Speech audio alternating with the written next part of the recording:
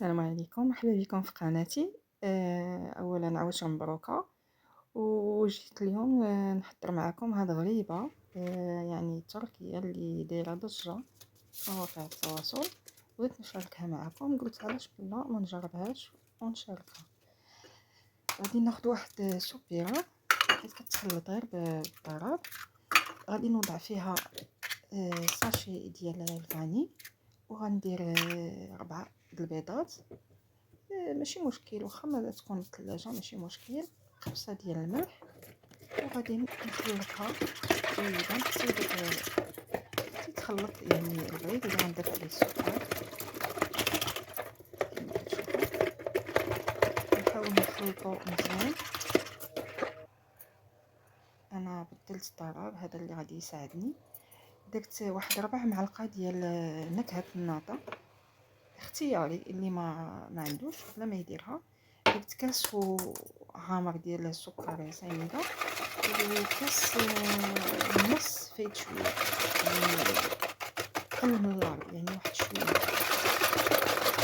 اللي كيبغي يديرها يدير الكيسان. انا نقصت السكر على كلاص، مابغيتش حلوه بزاف حيت مازال غادي تخلط السكر كلاص. انا كنشوفو كنخلطها جيدا حتى كتخلط لي كتبدا السكر سنيده مع الخيط. وانتم كتضربوا يعني بالجهد. كاس ديال العنبه ثاني ديال الزيت المائده، كنخلط جيدا.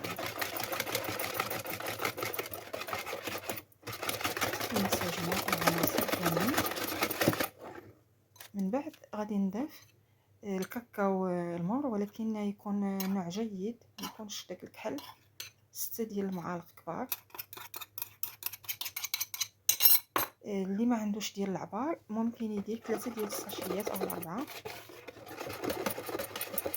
حيت كيكونوا مجهدين. كتشوفوا كما كتشوفوا كنخلط جيدا حتى ما كيبقاش الكاكاو كيبان، كيذوب داك البيض والسكر اللي درت حتى كيولي سائل حتى هو. عندي 2 خمارات حمر من فئه 7 غرام، يعني مجموع 14 غرام. غادي نخلط الخميره حتى هي باش كتذوب لي مع العناصر. من بعد غادي نضيف الدقيق هنا عندي 5 الكؤوس ديال العنبه، يعني 500 غرام. غناخذ غير لاماريز دابا باش غادي نخلط. صافي غنحيد الطراب كما كتشوفوا. 5 ديال الكيسان ديال العنبه مغربلين. كنبقى نضيف الدقيق شويه بشويه وانا كنخلط كما كتشوفوا حتى كتخلط لي، حيت كنجمعها غير بلاماريز.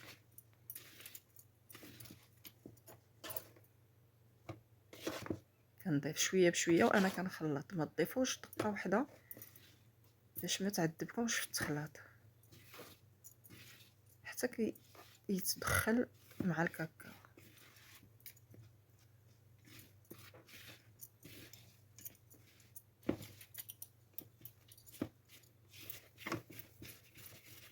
كنبقاو ندورو كنجمعوا الجوانب حتى ما كيبقاش الدقيق. انا غادي نبدل لاماريز بسباتول، حيت لا سباتول قاصحه شويه كتساعد على التخلاط.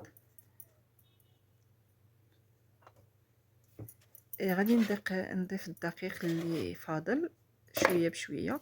كما شفتوا انا كنخلط حتى كتجمع لي العجين ديالي، كتكون رطبه. ما تضيفوا حتى شي غبره ديال الدقيق على 5 الكؤوس، راه كتجي هي هذيك. حيت الا ضفتوا مازال الدقيق اكثر الكاكاو كيشرب وغادي تجيكم قاصحه. هي راه كتجي بحال غريبه، بحال كوكيز، بحال واحد مقرمشه. كتجي واحد المذاق ديالها كيجي رائع. الا جربتوها، انا الصراحه اول مره كنجربها، عجبتني، جات بنينه واكثريه مع كويس ديال القهوه.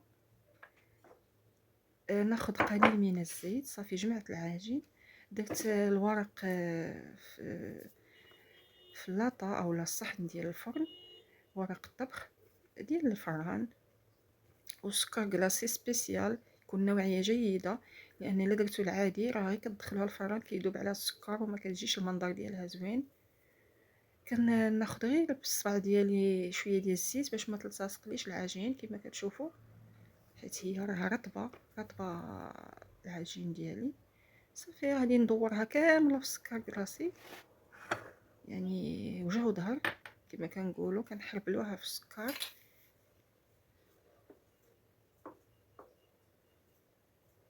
السكر كلاصي كنقول لكم يكون سبيسيال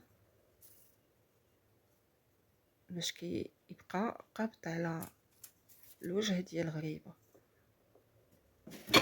من بعد غادي نضغطوا عليها بالظهر د المعلقه اولا بالاصبع ديالنا كما كتشوفوا، هكا ضغطه اولا بالظهر د المعلقه كتجيكم سهله.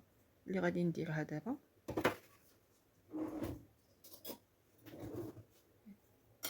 انا غادي نوريكم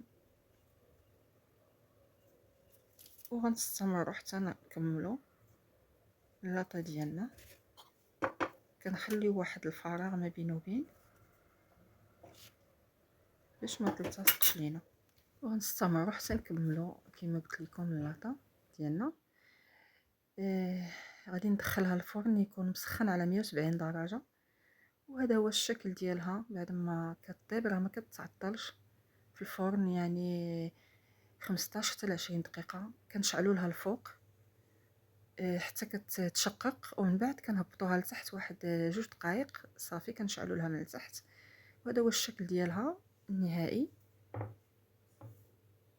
كما كتشوفوا. كتخرج كميه ما شاء الله. ونتمنى تجربوها، وما تنسونيش من اللايك والبارطاج وتفعلوا الجرس باش يوصلكم دائما الجديد. والى فيديو اخر بحول الله. عواشركم مبروكه باش ما تمنيتو ان شاء الله.